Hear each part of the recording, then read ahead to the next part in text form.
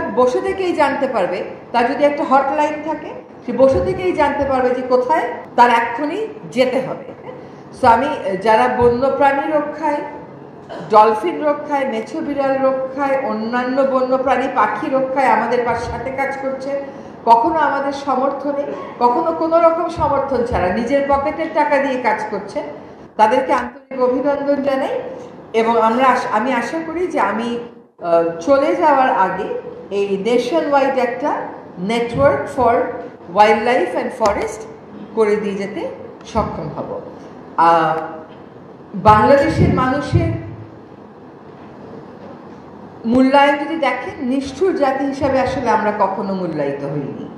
আমরা সবসময় কম্প্যাশনেট একটা জাতি হিসেবে মূল্যায়িত হয়েছি এবং আশা করি বন্যপ্রাণীর ক্ষেত্রেও সেই কম্প্যাশন আমরা বজিয়ে রেখে এগোতে পারব।